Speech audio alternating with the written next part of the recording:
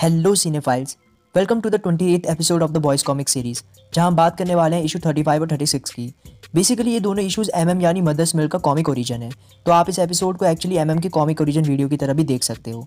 पर आगे बढ़ने से पहले अगर आप चैनल पर नए हो तो प्लीज़ चैनल को सब्सक्राइब करके बेल आइकन को ज़रूर दबा दीजिएगा। तो चलिए वीडियो को स्टार्ट करते हैं। ये दोनों इशूज़ भी वॉल्यूम वाइज वॉल्यूम 6 का ही पार्ट है। तो इशू स्टार्ट होता है ह्यूई और एमएम से, जो ब्रुकलिन ब्रिज के पास खड़े होते हैं।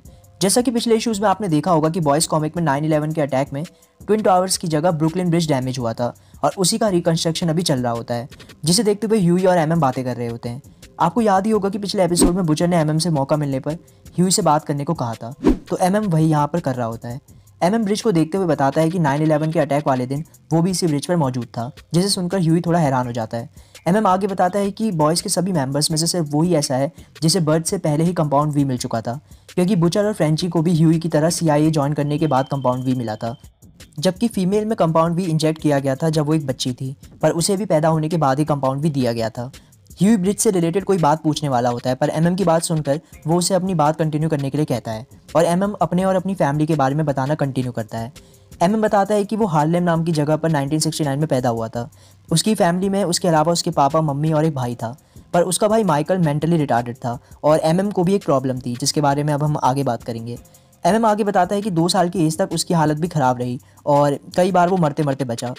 2 साल के बाद एमएम की मम्मी ने एमएम की ब्रेस्ट फीडिंग छुड़वा दी, जो कि नॉर्मल सी बात थी, पर ये छोड़ने के बाद से ही एमएम कमज़ोर पड़ने लग गया और उसकी हालत ख़राब होने लगी। किसी भी डॉक्टर को कुछ समझ नहीं आया, ना ही कोई दवाई काम करी और डर के मारे एमएम की मम्मी ने दोबारा से ब्रेस्ट फीडिंग चालू कर दी और कुछ ही दिन में वो फिर से नॉर्मल हो गया। 6 महीने बाद फिर से ब्रेस्ट फीडिंग छुड़ाने की कोशिश हुई, पर फिर से ब्रेस्ट फीडिंग छूटने के बाद एमएम की हालत ख़राब हो गई और ब्रेस्ट फीडिंग वापस चालू करने पर वो फिर नॉर्मल भी हो गया और उसकी फैमिली को समझ आ गया कि एमएम को जिंदा रहने के लिए उसकी माँ का दूध ही ज़रूरी है। फिर एमएम थोड़ा क्लैरिफाई करते हुए ह्यूई को समझाता है, देखो तुम ऐसा मत समझना कि ये मेरी कोई किंग थी, बस मेरी बॉडी इस तरह से बनी थी कि मुझे उसी दूध की ज़रूरत थी जिंदा रहने के लिए, पर ऐसा नहीं है कि इसकी वजह से मैं अपनी मम्मी को छोड़कर कहीं जा नहीं सकता था। मुझे जब भी दूर जाना होता था तो मम्मी ऑलरेडी दूध मुझे बॉटल में रख कर देती थी या मुझे भिजवा देती थी, और ये बात मम्मी, मुझे और पापा के अलावा किसी को नहीं पता थी, तो कोई और दिक्कत भी नहीं थी। तो बेसिकली आपको याद होगा इशू 17 वाले एपिसोड में मैंने आपको ये सीन दिखाते हुए बताया था कि इस सीन की स्टोरी हमें आगे समझ में आएगी। तो एक्चुअली एमएम को सर्वाइव करने के लिए टाइम टू टाइम अपनी मम्मी का दूध चाहिए होता है। आई नो सुनने में काफ़ी वियर्ड है, बट ऐसी चीज़ों के लिए तो गार्थेनिस फेमस है, और भले ये उसकी सर्वाइवल के लिए कितना भी ज़रूरी क्यों ना हो, एमएम को भी ये वियर्ड लगता है और इसलिए उस सीन में वो अपनी मम्मी के पास जाने से हिचकिचा रहा होता है और अपनी इस कंडीशन की वजह से उसका नाम एमएम यानी मदर्स मिल्क होता है। ये कंडीशन और साथ ही उसके भाई की रिटार्डेशन दोनों ही कंपाउंड वी का साइड इफेक्ट होता है, जो उन्हें कैसे मिला ये अभी हम आगे देखेंगे। पर ये देखना काफ़ी इंटरेस्टिंग है कि शो में कॉमिक की कंपैरिजन में कई कैरेक्टर्स की क्वालिटीज़ एक्सचेंज कर दी गई है। जैसे कॉमिक्स में ये दूध की प्रॉब्लम एमएम की है, जबकि शो में हमें ये वियर्ड प्रॉब्लम होमलैंडर के साथ दिखाई हुई है। आई नो एग्जैक्टली उसे सर्वाइवल के लिए नहीं चाहिए होती, बट आप मेरा पॉइंट समझ गए होंगे। उसके अलावा कॉमिक्स में डीप को पैसे की ज़्यादा पड़ी रहती है, जबकि ए ट्रेन मिसोजिनस दिखाया हुआ है, पर शो में डीप मिसोजिनस दिखाया गया है और ए ट्रेन को पैसे की पड़ी रहती है। तो ये जस्ट एक फैक्ट था जो मैंने नोटिस किया, तो यहाँ आपको बता दिया। खैर, एमएम इन प्रॉब्लम्स का रीज़न बताते हुए कहता है, मेरी और मेरे भाई का प्रॉब्लम्स का रीज़न है हमारी मम्मी, जो मेरे पापा से मिलने से पहले एक फैक्ट्री में काम किया करती थी जो डॉग फूड बनाती थी, पर वो फैक्ट्री एक्चुअली वॉट का ही एक डिवीज़न होती है और वहाँ डॉग फूड फैक्ट्री बनाने से पहले वॉट कंपाउंड वी और सूप से रिलेटेड एक्सपेरिमेंट कर रही होती है, और जब उस बिल्डिंग को फैक्ट्री में बदला गया तो वहाँ किसी तरह का सैनिटेशन या एक फैक्ट्री के लिए जो इंपॉर्टेंट और रेगुलेटरी चेक्स होते हैं उनका ध्यान भी नहीं रखा गया, जिसकी वजह से वहाँ के एनवायरनमेंट, पानी वगैरह में जो थोड़ा बहुत अनरिफाइंड कंपाउंड वी रह गया, उसके साइड इफेक्ट्स की वजह से एमएम और उसकी भाई को ये प्रॉब्लम्स हुई। एमएम इसी को थोड़ा एक्सप्लेन करते हुए आगे बताता है, अभी तक तुम समझ गए होगे कि कंपाउंड वी एक खतरनाक चीज़ है। इसे सही से रिफाइन करके काफ़ी पैसा खर्च करने के बाद अगर तुम लकी रहे तो तुम होमलैंडर जैसा सूप बना सकते हो, और अगर इसे बिना रिफाइन करे ऐसे ही एनवायरनमेंट में छोड़ दिया तो कई हज़ारों में से कोई एक ढीला ढाला सूप बन जाएगा और बाकी हज़ारों कैंसर, हार्ट डिजीज़, मिसकैरेज और उससे भी बुरी प्रॉब्लम्स फेस करेंगे। और इसी वजह से मैं और मेरा भाई ऐसे हुए, और मेरे मम्मी के साथ की औरतों को तो मिसकैरेज ही हो गया। फिर एमएम अपने पापा के बारे में बताता है।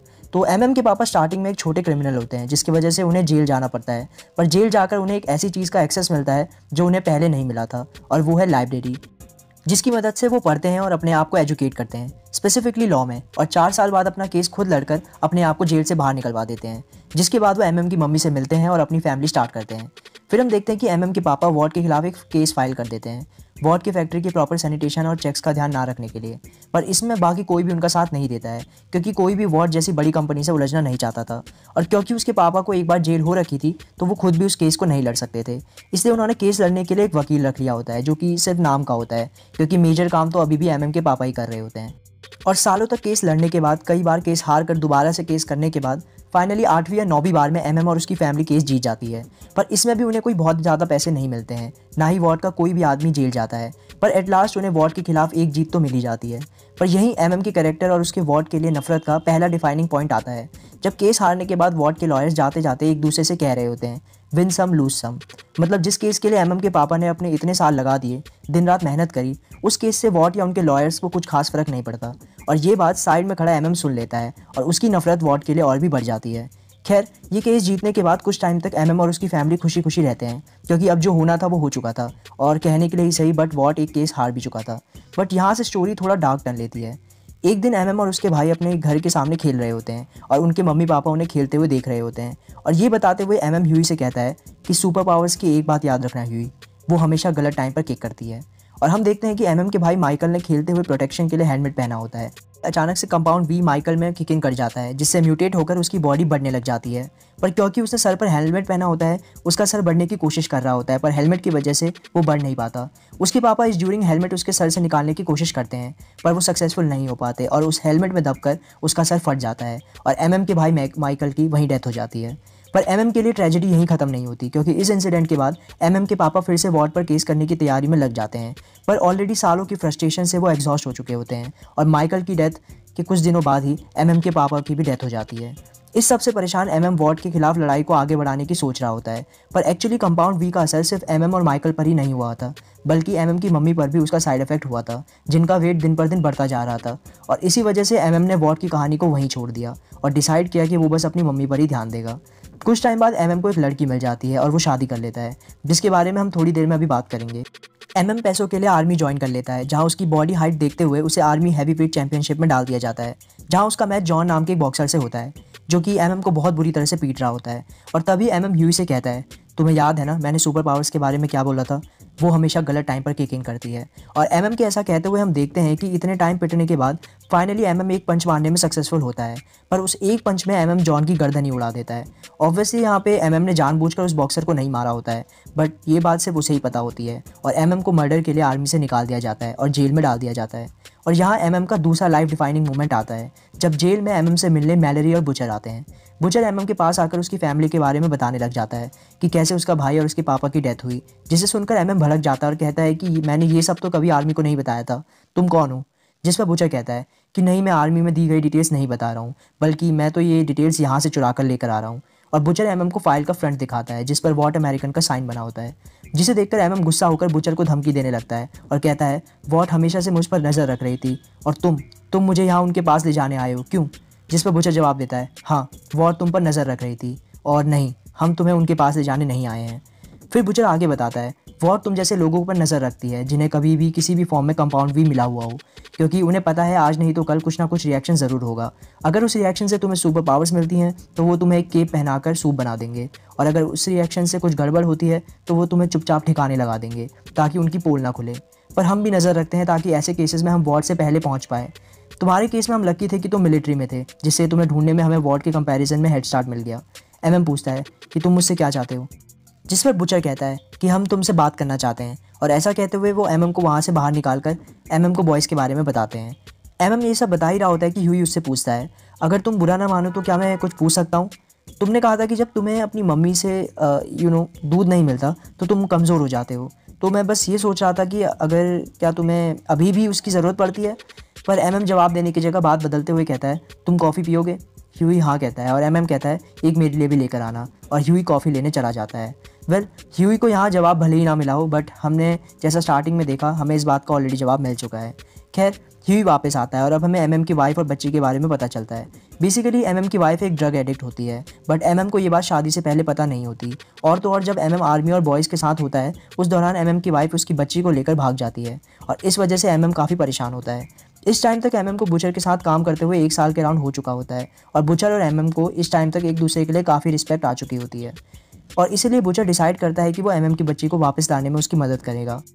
एमएम की बेटी का नाम होता है जेनाइन, जिसे आप ऑलरेडी सेकंड इशू में देख चुके हैं। सो सीन ये होता है कि बुचर और एमएम मैलेरी की मदद से एफबीआई के डेटाबेस से उसकी वाइफ और बच्चे के बारे में पता करते हैं और उन्हें पता चलता है कि वो दोनों अभी लिटल या लाइटल नाम के एक ड्रग डीलर के पास होती हैं, जो कि कोक लेस्ड कंपाउंड वी को एज अ ड्रग बेच रहा होता है और उसके साथ ही वो एफबीआई के लिए खबरी का काम भी करता है और इसी वजह से एफबीआई उसके ड्रग बिजनेस को कुछ नहीं करती।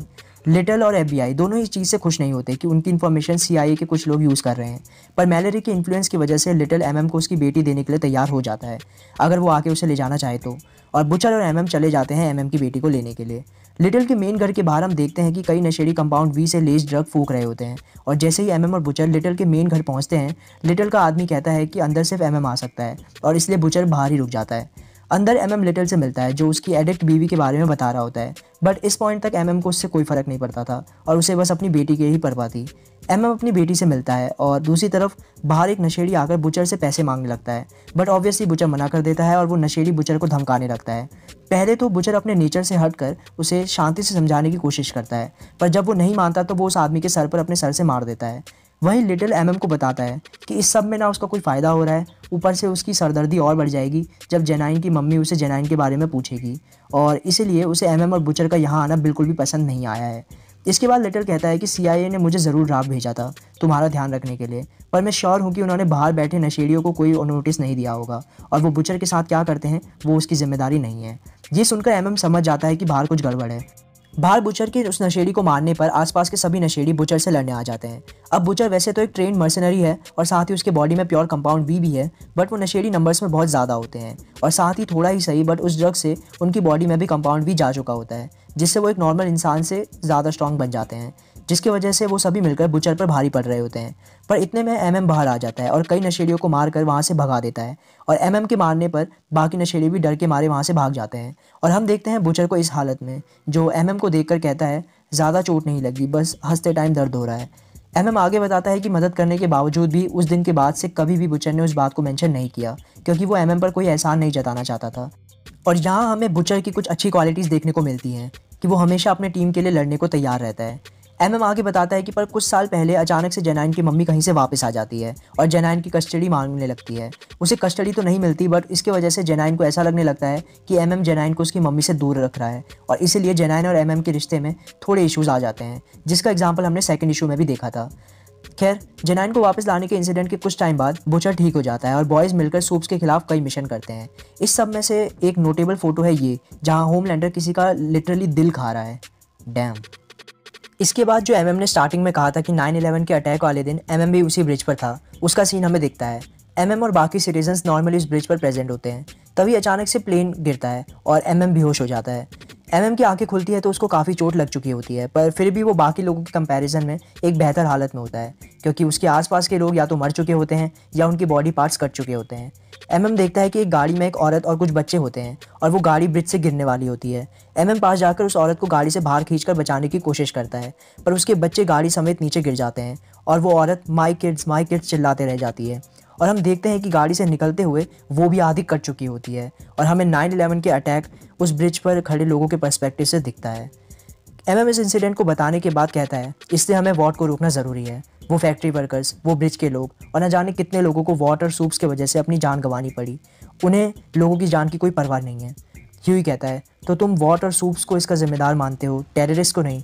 एमएम जवाब देता है मैं टेररिस्ट को डिफेंड नहीं कर रहा हूँ, वो एक नेचुरल फोर्स है। जब तक दुनिया इस तरह की है तब तक उनके जैसे लोग भी यहाँ होंगे, लोगों को परेशान करने के लिए और उनके सपने ख़राब करने के लिए। पर वॉट एक अलग ही प्रॉब्लम है, वो बस लालची और इररिस्पॉन्सिबल है और जब तक वॉट और टेररिस्ट जैसे लोग इस दुनिया में हैं, लोगों के सपने को तोड़ा जाएगा। पर लोग भी वापस उठना जानते हैं और दोबारा अपने सपनों को बनाना जानते हैं। पर हाँ, तुम चाहे जितनी कोशिश कर लो, कुछ चीज़ें दोबारा उसी तरीके से ठीक नहीं हो पाती हैं। और एमएम के ऐसा कहने के साथ ही हमें बॉयज़ के यूनिवर्स का ट्विन टावर दिखाया जाता है, जो कि सही सलामत होता है क्योंकि इस यूनिवर्स में ट्विन टावर की जगह ब्रुकलिन ब्रिज डैमेज हुआ होता है। बेसिकली ये जो आखिरी कन्वर्सेशन थी, ये उन लोगों के लिए ट्रिब्यूट था जिन्होंने रियल लाइफ के 9/11 इंसिडेंट में अपनों को खोया था। और इसी के साथ हमारे इशू 35 और 36 खत्म हो जाता है, जहां हमें एमएम और वॉट का डार्क पास्ट पता चलता है। अगले 2 इश्यूज़ में हमें फ्रेंची की स्टोरी दिखाई जाएगी, जो कि इसी वॉल्यूम का ही पार्ट है। तो वीडियो पसंद आई हो तो लाइक करके अपने दोस्तों के साथ शेयर ज़रूर करना। So thank you for watching cinephiles. मिलते हैं नेक्स्ट वीडियो में।